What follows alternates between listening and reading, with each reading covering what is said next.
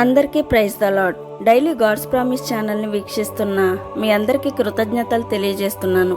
ఈరోజు వీడియోలో ప్రపంచ చరిత్రలో అత్యంత ప్రేమతో, క్షమతో, త్యాగంతో నిండిన మాటలు అంటే యేసుక్రీస్తు శిలువపై పలికిన ఆ చివరి గొప్ప 7 మాటల గురించి తెలుసుకుందాము. వీడియోని ఎక్కడ స్కిప్ చేయకుండా చివరి వరకు చూడండి. ఈ మాటలు మన జీవితాన్ని మార్చగల శక్తి కలిగినవి. యేసు శిలువలో పలికిన మొదటి మాట లూకా సువార్త 23వ అధ్యాయం 34వ వచనంలో వ్రాయబడి ఉన్నది. తండ్రి, వీరేమి చేయుచున్నారో వీరెరుగరు గనుక వీరిని క్షమించుమని చెప్పాను. ఈ మాటలో యేసుక్రీస్తు తనను సిలువ వేయించిన వారి కోసం ప్రార్థించాడు. అతన్ని హింసించిన సైనికులు, అపహాస్యం చేసిన జనులు, వారందరికీ ఆయన క్షమ కోరాడు. ఇది సాధారణ క్షమ కాదు, అపారమైన నిస్వార్థమైన దైవ ప్రేమ. మనకు నష్టం చేసిన వారిని మనం క్షమించగలమా? లేదా మనం బాధలో ఉన్నప్పుడు ఇతరుల కోసం ప్రార్థించగలమా? ఈ మాట మనల్ని ప్రశ్నిస్తుంది మరియు మనల్ని మార్పు వైపు నడిపిస్తుంది. తనను హింసించిన వారికి కూడా క్షమాపణ దయచేయమని తండ్రిని బతిమాలుతున్నాడు. యేసు సిలువలో పలికిన రెండవ మాట నేడు నీవు నాతో కూడా పరదైసులో ఉంటావు. లూకా సువార్త 23వ అధ్యాయం 43వ వచనంలో వ్రాయబడి ఉన్నది. యేసుతో పాటు సిలువ వేయబడ్డ దొంగలలో ఒకడు యేసును అపహాస్యం చేశాడు. కానీ ఇంకొక దొంగ మాత్రం పశ్చాత్తాపంతో యేసును నమ్మాడు కనుక అతనికి వాగ్దానం ఇచ్చాడు.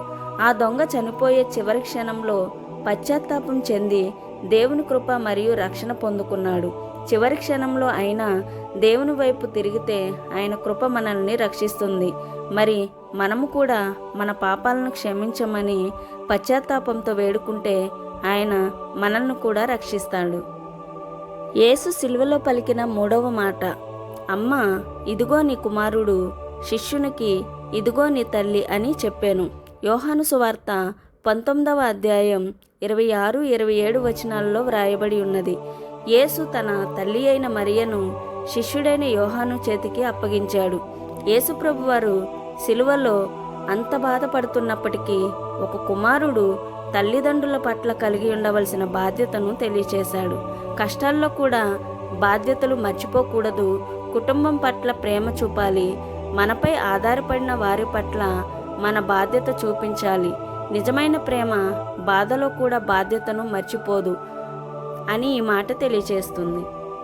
యేసుక్రీస్తు సిలువలో పలికిన 4వ మాట మత్తయి సువార్త 27వ అధ్యాయం 46వ వచనంలో వ్రాయబడి ఉన్నది. ఏలీ ఏలీ లామా సబక్తాని అంటే నా దేవా నా దేవా నన్నెందుకు చేయి విడిచితివి అని అర్థం. యేసుక్రీస్తుని ఉదయం 9 గంటలప్పుడు సిలువ వేశారు. మధ్యాహ్నం 12 గంటల నుండి 3 గంటల వరకు చీకటి కమ్మిన తరువాత సిలువ మీద యేసు ఒంటరిగా ఉన్నారు. అసలు ఆయన ఒంటరితనం గెత్సెమనే తోట దగ్గరలోనే ప్రారంభమైంది. తర్వాత శిష్యులందరూ విడిచి వెళ్ళిపోయారు. అయినా కానీ ఆయన బాధపడలేదు. కానీ ఇప్పుడు తండ్రి తన చెయ్యి విడిచి వేశాడని ఈ గావు కేకని సిలువలో వేశాడు. ఇది ఆయన శారీరక, మానసిక మరియు ఆత్మీయ వేదనకు, ఒంటరితనానికి నిదర్శనం.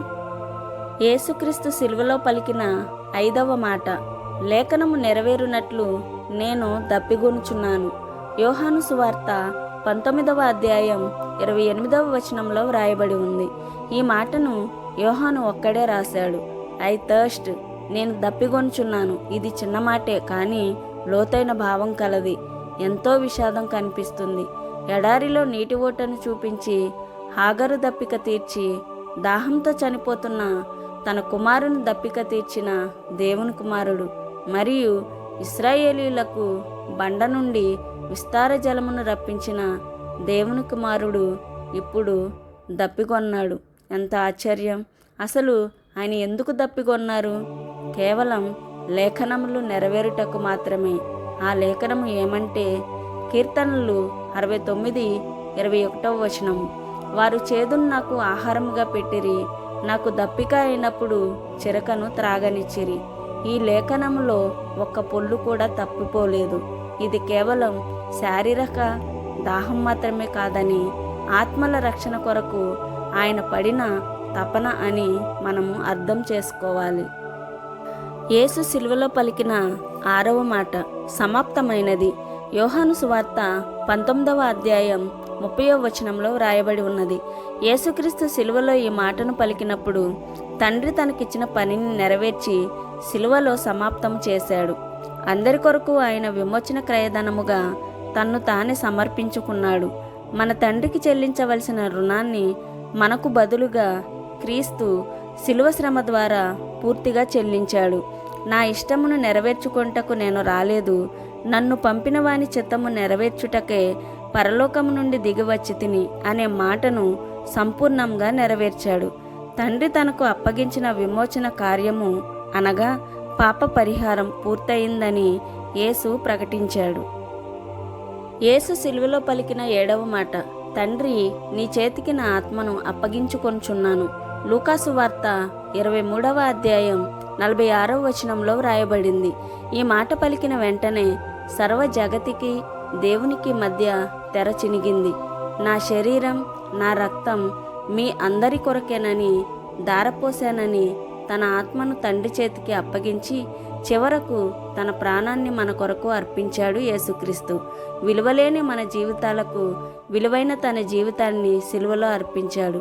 విరిగి నలిగిన హృదయాలతో ఆయన్ను చేరుకోలేకపోతే ఇంకా ఆ సిలువ త్యాగానికి అర్థమేముంది? వెలపెట్టిన ఆయన ప్రాణం మనకు ఉచితంగా రక్షణ ఇస్తే రక్షించబడిన మన ఆత్మలను సజీవ యాగంగా మనల్ని మనము ఆయనకు సమర్పించుకోవాలి. అప్పుడు ఆ సిలువ త్యాగానికి అర్థం ఉంటుంది. ఈ వీడియో మీకు నచ్చితే లైక్ చేయండి. ఇలాంటి ఆధ్యాత్మిక వీడియోల కోసం సబ్స్క్రైబ్ చేయండి మరియు మీ అభిప్రాయాలను కామెంట్లో చెప్పండి. Thank you.